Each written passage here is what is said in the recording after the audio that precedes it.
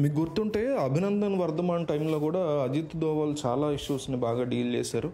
అప్పట్లో మన సైనికుడు అంటే మన విండ్షీల్డ్ కమాండర్ అంటారు, ఎయిర్ ఫోర్స్ రన్ చేసేవాళ్ళు, ఆయన అక్కడ చిక్కుకుపోవడాన్ని చాలా సీరియస్గా తీసుకున్న ఇండియన్ గవర్నమెంట్ ఆయనకు వెనక్కి రప్పించడం కోసం అమెరికాని సౌదీని చాలా తీవ్రంగా ప్రెషరైజ్ చేసి చాలా స్ట్రాటజిక్గా డీల్ చేసి కేవలం 3 రోజుల్లో వెనక్కి రప్పించింది. చాలా పెద్ద న్యూస్ అనమాట ఇది.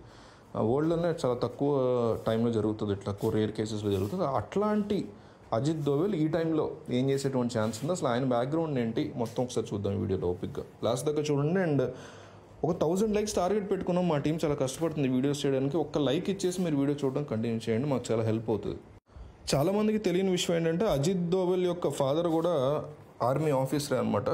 ఇండియన్ ఆర్మీలో ఆయన మేజర్ స్థాయిలో పనిచేశారు ఈయన ఫాదర్. తండ్రి ఆర్మీ అధికారి కావడంతో అజిత్ దోవల్ యొక్క ప్రాథమిక విద్యాభ్యాసం మొత్తం కూడా రాజస్థాన్ రాష్ట్రంలోని అజ్మీర్లో ఆయన చదువుకోవడం జరిగింది. అజ్మీర్ మిలిటరీ స్కూల్లో చదువుకున్నారు. 1967 సంవత్సరంలో ఆగ్రా యూనివర్సిటీలో ఆయన ఎకనామిక్స్ విభాగంలో మాస్టర్స్ డిగ్రీని పొందారు. ఆ తర్వాత రోజుల్లో సివిల్ సర్వీసెస్కి ఆయన ఎంపికయ్యారు. 1968 సంవత్సరంలో ఐపీఎస్గా సెలెక్ట్ అయిన ఆయన మొట్టమొదటి పోస్టింగ్ని కేరళ నుంచి తీసుకున్నారనమాట. కేరళ రాష్ట్రంలోని కొట్టాయం జిల్లాకి అసిస్టెంట్ సూపరింటెండెంట్ ఆఫ్ పోలీసుగా తన ఉద్యోగ జీవితాన్ని ఆయన ప్రారంభించారు. ఆ తర్వాత కేరళలో ఉన్నటువంటి తరస్సివి అనే ప్రాంతంలో కొన్నాళ్ళు పనిచేశారు. స్టేట్ సర్వీసెస్ నుంచి సెంట్రల్ సర్వీసెస్కి ఆయన కేంద్రం మార్చేసింది. ఆయన అపారమైనటువంటి తెలివితేటలు, వ్యూహ రచనలు ఇవన్నీ గమనించినటువంటి కేంద్ర ప్రభుత్వాలు రకరకాల స్పెషల్ ఆపరేషన్స్కి ఆయన్నే కేటాయించేవి. 1971 సంవత్సరం నుంచి 1999 సంవత్సరం వరకు 15 ఇండియన్ ఎయిర్లైన్ హైజాక్ ఆపరేషన్స్లో ఆయనే చాలా కీలకంగా వ్యవహరించారు.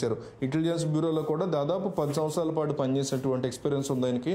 కార్గిల్ వార్ తర్వాత ఆయన రికమెండేషన్తోనే మల్టీ సెంటర్ ఏజెన్సీ అనేదాన్ని ఏర్పడింది. కేంద్ర రాష్ట్ర నియోజకవర్గాలతో పాటుగా విదేశాల్లో గూఢచారులుగా వచ్చేటువంటి సమాచారం మొత్తాన్ని సమన్వయం చేసుకోవడానికి ఆ విభాగాన్ని ఆయన కొత్తగా ఏర్పాటు చేశారు.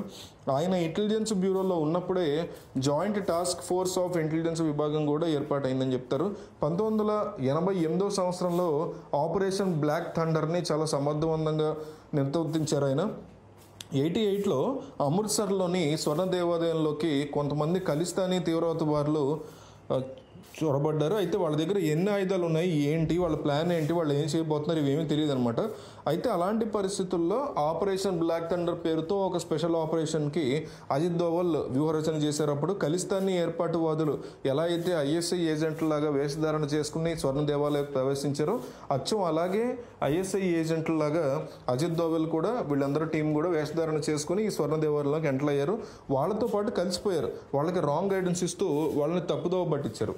అదే సమయంలో వాళ్ళ దగ్గర ఉన్నటువంటి ఆయుధాలు, వాళ్ళ ప్లాన్స్, వాళ్ళు ఎక్కడెక్కడ ఎంతమంది ఉన్నారనే వివరాలని ఎప్పటికప్పుడు బయట ఉన్నటువంటి ఇండియన్ ఆర్మీకి సమాచారం చేరవేశారు. చివరికి వాళ్ళంతటా వాళ్లే ఇండియన్ ఆర్మీకి లొంగిపోయేలా చేశారనమాట. చాలా తెలివిగా ప్రాణాలకి తెగించి మరి ఆయన చేసినటువంటి రిస్క్ ఆ ఆపరేషన్ సక్సెస్ అయ్యేందుకు సహాయపడింది.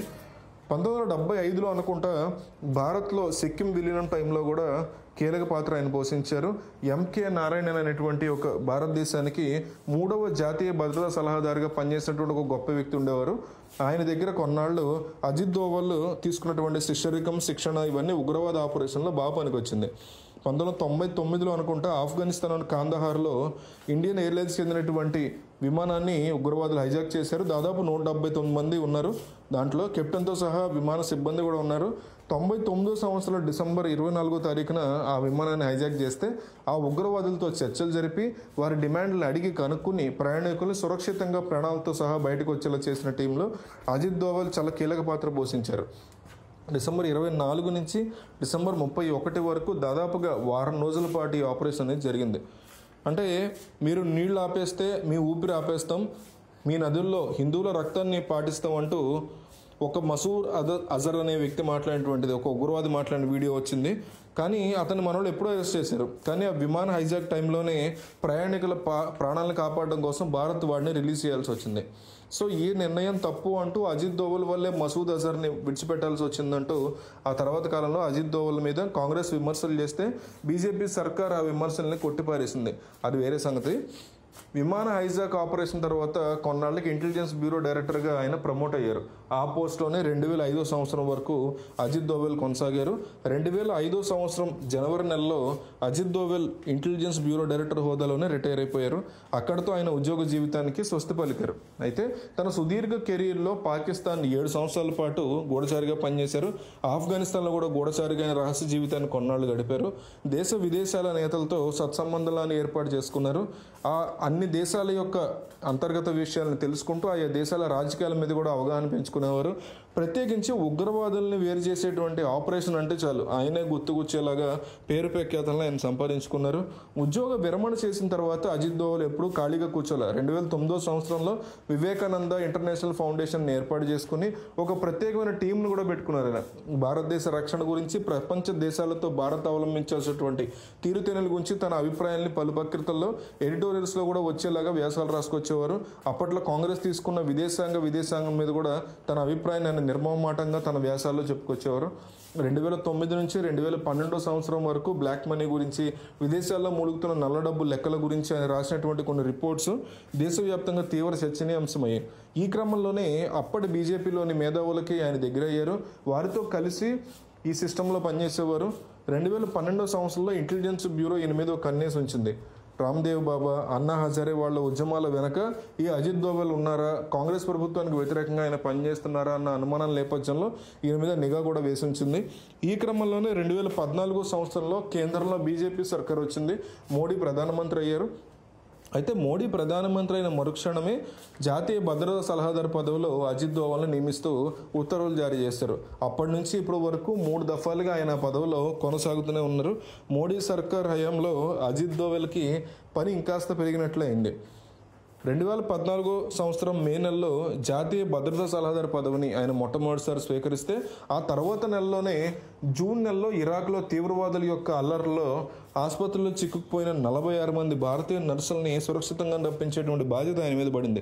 ఆయన స్వయంగా ఇరాక్కి వెళ్ళి మరీ ఇరాక్ ప్రభుత్వం అత్యున్నత స్థాయి అధికారులతో చర్చించి మాట్లాడి వాళ్ళని ఒక ప్రత్యేక విమానం ద్వారా భారత్కి సురక్షంగా నప్పించారు. అప్పట్లో అజిత్ దోవల్ ఇలాంటి చాలా చేశారనమాట. మయన్మార్ ఉగ్రదాడులు, మణిపూర్ దాడుల సమయంలో కూడా ఆయన వ్యూహాలు చాలా బాగా పనికొచ్చి 2016లో ఉరి జాడ్ జరిగిన తర్వాత మన సైన్యం చేసినటువంటి సర్జికల్ స్ట్రైక్స్ని కూడా ఆయన దగ్గరుండి చేయించారు, పర్యవేక్షించారు. బాలాకోట్ వైమానిక దాడి టైంలో కూడా అభినందన్ వర్ధమాన్ని 3 రోజుల్లోనే పాక్ నుంచి భారత్కి రప్పించేటువంటి ఘనత కూడా అయింది. ఇలా చెప్పుకుంటూ పోతే ఇన్నేళ్ళ ఆయన కెరీర్లో ఆయన సాధించినటువంటి విజయాలు ఎన్నో ఉన్నాయి. పాకిస్తాన్లో గూఢచారిగా పనిచేసినటువంటి ఆయనకి పాకిస్తాన్లోని అణువణువు చాలా తెలుసు అని చెప్తారు. పాకిస్తాన్ బలాలు, బలహీనతలు అన్నీ తెలుసు అని చెప్తారు.